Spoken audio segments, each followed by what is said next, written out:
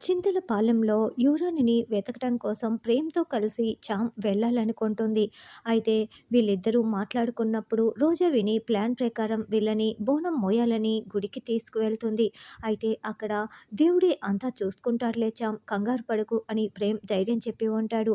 అలా వాళ్ళు బోనం సమర్పిస్తూ ఉంటే ఉన్నట్లుండి అమ్మవారు చామంతికి పూనుతుంది.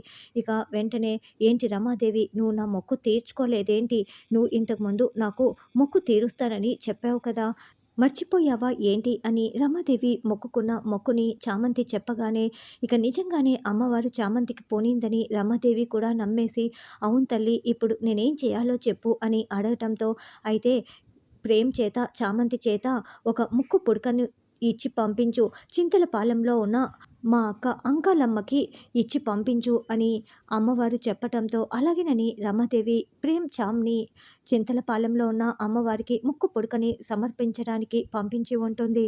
బాబు అక్కడ ముక్కు పుడక సమర్పించిన తర్వాత మనం యువరాణిని వెతకటానికి వెళ్ళాలి అని చామంతి చెప్తుంది.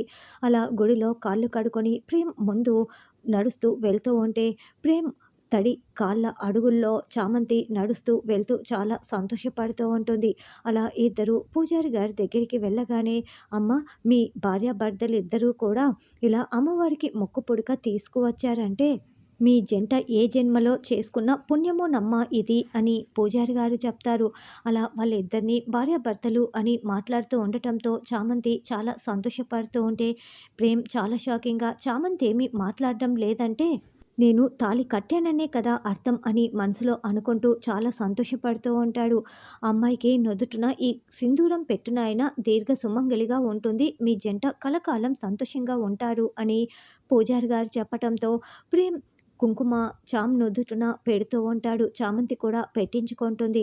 అలా ప్రేమ్ చేత పెట్టించుకోవటంతో ప్రేమ్ చాలా సంతోషపడుతూ ఉంటే, ప్రేమ్ పెట్టినందుకు చామంతి ఆనంద బాష్పాల్ని కారుస్తూ చాలా సంతోషంగా చూస్తూ ఉంటుంది.